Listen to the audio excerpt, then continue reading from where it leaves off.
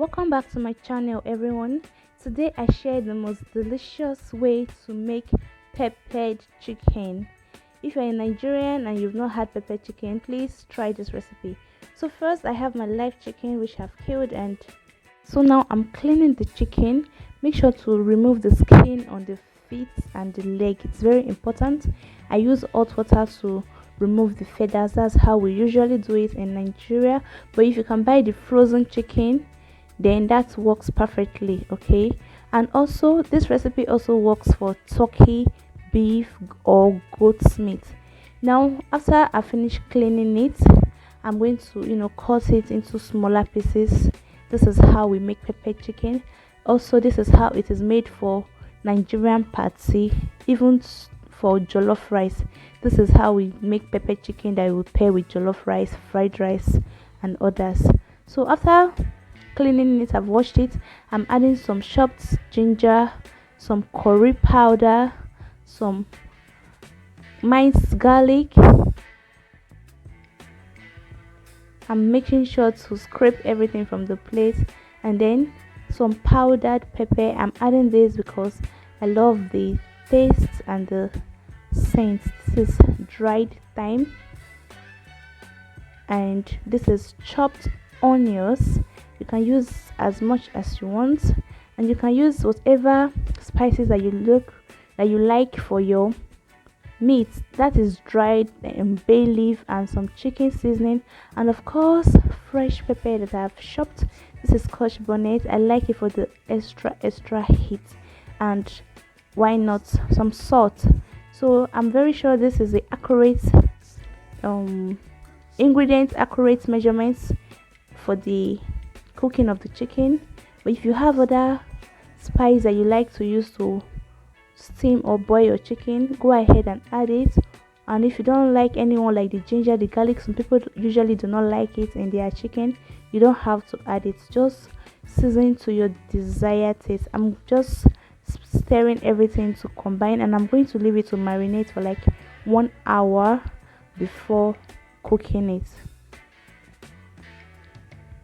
So guys, it's been 1 hour now. I've transferred it to the stove, and I let it cook in its own juice without adding water for about 15 minutes. So it's been 15 minutes and it has already cooked to an extent. It has also released a lot of juice.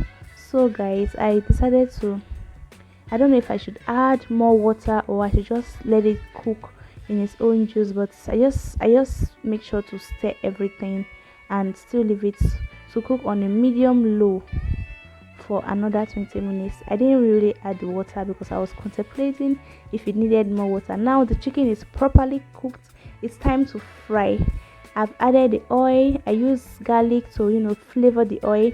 Now it has been frying for some minutes. Now once it's brown on the other side, you flip over the chicken and allow the other side to fry very well. This is how to make pepper chicken. This is the process. Pre-cook the chicken, fry. If you don't want to fry with oil, you can roast in the oven, or you can use air fryer to do it, but I'm using pan and groundnut oil to fry it.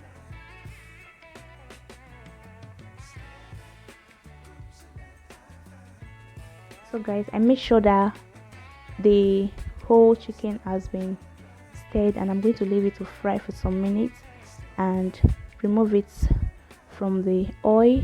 Put it into a sieve to strain the excess oil from it.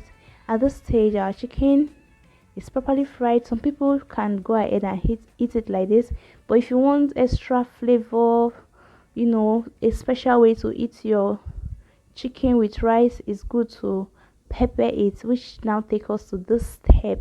This is chili, long chili, but we call it bawa or shombo in Yoruba language, and this is scotch bonnet. The chili is not that spicy, so I added the scotch bonnet for extra spiciness, and some onions and water to blend it. So once it's blended smooth, set it aside, and in a wok pan I'm going to strain some oil from the one I fried the chicken with, and then add some chopped onions, Then let the onions saute or caramelize for some minutes, and then we're going to go ahead and add the blended pepper mixture. This is the blended pepper mixture. As you can see, it's not very smooth because this is how I want it to be. But if you want yours to be very smooth, you can go ahead and blend it until it's very smooth. Now we're going to leave it until the whole liquid is dried down. Just stir it and let it dry down before seasoning it. So guys, it has dried down. Now I added some chicken seasoning, little curry powder, tiny salt, and I'm going to mix everything before adding the chicken. Allow the chicken to cook, for the seasoning to cook for some minutes, like 2 to 3 minutes, before adding the fried chicken. So I decided to go in with this bigger cut first because it's going to occupy the whole space in the pan. Peppered chicken is basically coating or wrapping your chicken with some nice peppered sauce. So I garnish with some sliced carrots, onions, and red bell pepper. After that, I'm going to go ahead and add a few drops of the chicken stock or the chicken broth and let it simmer for like 2 to 3 minutes, and your peppered chicken is ready. This is the chicken broth, and this goes so well with some jollof rice, with some fried rice, like I said before, or you can just chew on it with some nice drink. So after that, I'm going to add the next batch of the fried chicken, and I'm going to also repeat the same process for it. I'm going to make sure I mix everything properly before adding a little bit of the stock, and then let it simmer for some minutes, and our pepper chicken is ready. What will you eat with yours? What drink are you having with it? Well, for me, a lot. So what do you think of this recipe? Please subscribe to my channel, like and share, and also don't forget to check out my other videos on this channel, Boldesty Kitchen. We share all Nigerian food, African dishes, Nigerian food recipes, jollof rice recipes, fried rice recipes, Nigerian party food, party style pepper chicken, party style jollof rice, party style Nigerian stew, everything. Please check it out. See you on my next one.